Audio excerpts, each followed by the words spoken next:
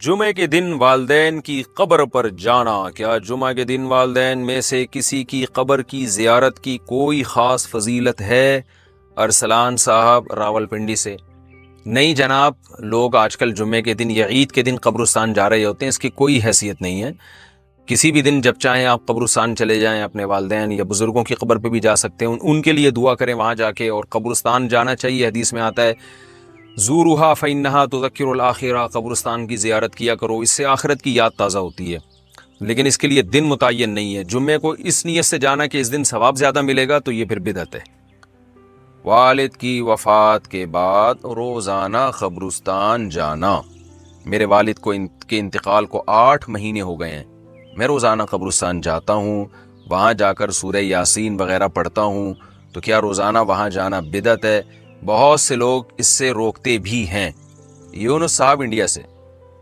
دیکھیں، سورہ یاسین پڑھنے کے لیے جانا تو بدعت ہے۔ سورہ یاسین تو کہیں سے بھی پڑھی جا سکتی ہے، یہاں بھی پڑھی جا سکتی ہے، وہاں بھی پڑھی جا سکتی ہے۔ آپ اگر صرف زیارت کے لیے جاتے ہیں تو 2 زیارتیں ہو سکتی ہیں۔ ایک تو قبرستان کی زیارت کے لیے جانا، وہ تو نبی صلی اللہ علیہ وسلم نے حکم دیا، فرمایا زورھا فإنھا تذکر الآخرہ، قبرستان کی زیارت کیا کرو، اس سے آخرت کی یاد تازہ ہوتی ہے۔ تو جتنی زیادہ زیارت کریں آپ، روزانہ جائیں، روزانہ آخرت قبر کو یاد کرنے کے لیے تو روز جانا بھی فضیلت ہے۔ اس میں کوئی ممانعت کی کوئی دلیل نہیں، کیونکہ جب نبی نے حکم دے دیا تو ہر آدمی اپنی استطاعت کے بقدر جا سکتا ہے۔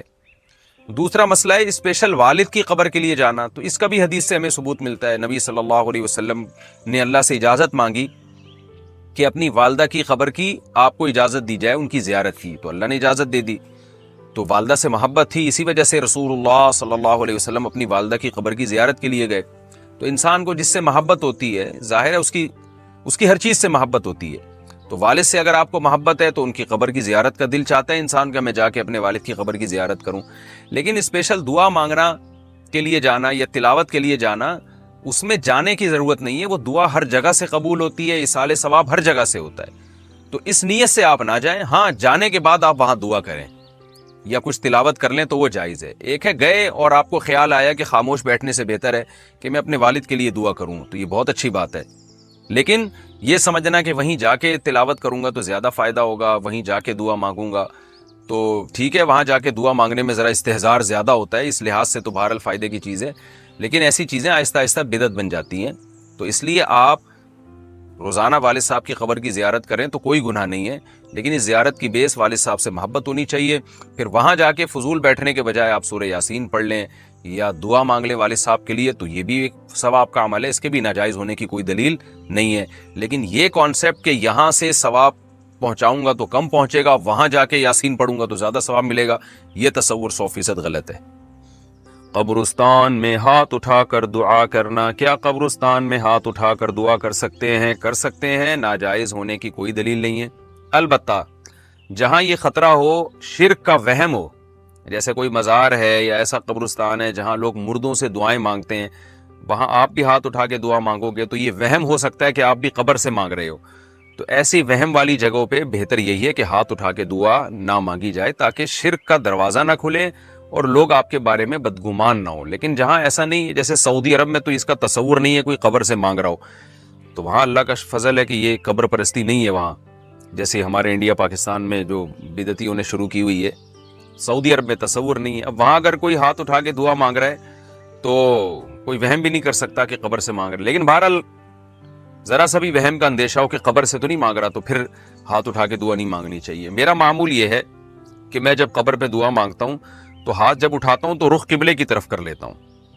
اس میں یہ فائدہ ہوتا ہے کہ یہ وہم ہی ختم ہو جاتا ہے۔ تو آپ کا رخ قبر کی طرف ہو اور پھر قبلے کی طرف ہو، تو صاحب قبر کے لیے آپ دعا مانگ لیں، تو یہ کوئی حرج نہیں ہے اس میں۔ جنازے کے سامنے قرآن پڑھنے کی حقیقت۔ جنازے کے سامنے جو لوگ قرآن پڑھتے ہیں یا سورہ یاسین پڑھتے ہیں، کیا یہ عمل حدیث سے ثابت ہے یا بدعت ہے؟ عبدالصمد صاحب نے انڈیا سے پوچھا ہے۔ جنازے کے سامنے اسپیشل جنازے کی وجہ سے قرآن پڑھنا یا سورہ یاسین پڑھنا، میرے علم میں ایسی کوئی حدیث نہیں ہے۔ تو اور جب تک جنازے کو نہلایا نہ گیا ہو تو اس کے سامنے تلاوت کرنے کو فقہا نے غلط لکھا ہے، ناجائز لکھا ہے۔ تو جب تک جنازے کو نہلایا نہ جائے تو پھر نہلانے کے بعد آپ اس کے سامنے قرآن پڑھ سکتے ہیں، لیکن کوئی سنت عمل نہیں ہے۔ ہوتا یہ ہے کہ جب جنازے کو نہلا کے لایا جاتا ہے، گھر میں رکھا جاتا ہے، تو جب تک یعنی نماز جنازہ کے لیے لوگ جمع نہیں ہوتے، میت کو گھر میں رکھا جاتا ہے، تو اس دوران علماء یہ کہتے ہیں کہ اس کے پاس بیٹھ کے قرآن کی تلاوت کریں۔ وہ اس لیے کہتے ہیں کہ ورنہ اگر تلاوت نہیں کریں گے تو ادھر ادھر کی فضول باتیں کرنا شروع کر دیں گے، لوگ غیبتیں بھی شروع کر دیتے ہیں۔ اب جنازہ رکھا ہوا ہے تو بہتر ہے نا کہ اللہ کو یاد کیا جائے، اللہ کا ذکر کیا جائے، آخرت کی یاد کو تازہ کیا جائے۔ تو علماء اس لیے کہتے ہیں کہ وہاں بیٹھ کے قرآن پڑھ لو، یا سورہ اخلاص پڑھ لو، سورہ یاسین پڑھ لو، کوئی بھی سورت پڑھ لو، تاکہ آپ فضول چیزوں میں اپنا ٹائم برباد نہ کریں، اس وجہ سے کہا جاتا ہے۔ اور اس میں پھر جنازے کی میت کے ایصال ثواب کی نیت بھی کی جا سکتی ہے، کیونکہ اس میں بہرحال فقہا کا اختلاف ہے کہ میت کے لیے قرآن پڑھنا جائز ہے یا نہیں ہے۔ اور صدقے کے بارے میں تو ہمیں حدیث ملتی ہے کہ آپ صلی اللہ علیہ وسلم سے صحابیہ نے پوچھا فاتصدق عنہا، میری ماں کا انتقال ہو گیا، میں صدقہ کروں؟ آپ نے فرمایا ہاں۔ تو جمہور علماء نے اس سے استدلال کیا کہ جب صدقہ بھی ایک نیکی ہے تو وہ نیکی پہنچائی جا سکتی ہے میت کو، تو اس میں ایک علامت بیان کی ہے کہ کوئی بھی نیک عمل پہنچایا جا سکتا ہے، تو قرآن کی تلاوت بھی نیک عمل ہے۔ بعض فقہا کہتے ہیں کہ نہیں، صدقہ تو جائز ہے کیونکہ حدیث میں صدقے کا ذکر ہے، تلاوت کا ذکر نہیں ہے، لہذا تلاوت جائز نہیں۔ تو اختلاف رائے ہے اس میں۔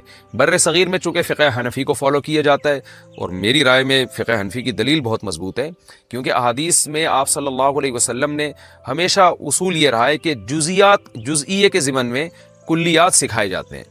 جیسے قرآن میں آتے ہیں نا لا تقل لہما اف، ماں باپ کو اف مت کرو، تو یہ ایک مثال ہے، مطلب یہ کہ تکلیف نہ دو۔ تو اسی طرح جو حدیث میں آتا ہے صدقہ کر سکتے ہو میت کے لیے، تو ایک مثال ہے، مطلب یہ کہ کوئی بھی نیکی کی جا سکتی ہے۔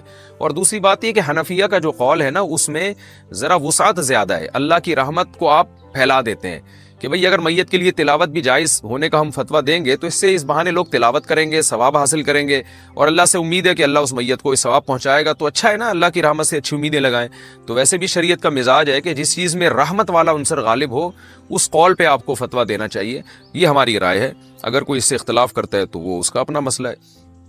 تو اس لیے جنازے کے پاس قرآن پڑھنا الگ سے کوئی اس کی فضیلت ہمارے علم میں نہیں ہے حدیث میں، لیکن کہا اس لیے جاتا ہے کہ وہاں بیٹھ کے ادھر ادھر کی باتیں کرنے سے بہتر ہے کہ آپ قرآن پڑھ لیں۔ البتہ قرآن خوانی میت کے لیے یہ جائز نہیں ہے، کیونکہ قرآن خوانی کو کہتے ہیں کہ لوگوں کو قرآن پڑھنے کے لیے جمع کرنا۔ تو قرآن پڑھنے کے لیے جو جمع ہے نا، تو اجتماعی عمل کے لیے ثبوت ضروری ہے، یہ خوب ذہن میں رکھیں۔ جیسے آپ اپنے طور پر 2 نفل کبھی بھی پڑھ لیں، جائز ہے، لیکن اگر آپ لاؤڈ سپیکر میں اعلان کرتے ہو یا کارڈ چھپواتے ہو یا منادی کراتے ہو آؤ میں اشراق کے 2 نوافل پڑھ رہا ہوں، تمام حضرات سے گزارش ہے کہ مسجد میں آ جائیں، اب یہ اجتماعی عمل بن گیا، یہ بدعت ہو جائے گا۔ تو اجتماع کے لیے آپ کو دلیل کی ضرورت ہے، اس لیے علماء کہتے ہیں کہ اجتماعی قرآن خوانی یہ بدعت عمل ہے، کیونکہ یہ ایصال ثواب کے لیے آپ ایک عبادت کر رہے ہیں، اور اجتماعی سطح پہ تو ہمیں نہیں ملتا صحابہ کرام میں کہیں کسی نے کبھی اجتماع کیا ہو۔ حضرت ابو بکر کا انتقال ہوا، کہیں نہیں ملتا کہ حضرت عمر نے تمبو لگایا ہو اور سب لوگوں کو جمع کر کے ان کی قرآن خوانی کی ہو۔ حضرت عمر کی شہادت ہوئی تو کہیں نہیں ملتا کہ حضرت عثمان نے ان کے لیے قرآن خوانی کی ہو، یہ ثابت نہیں ہے، اور اس پر علماء کے فتاوی بھی موجود ہیں۔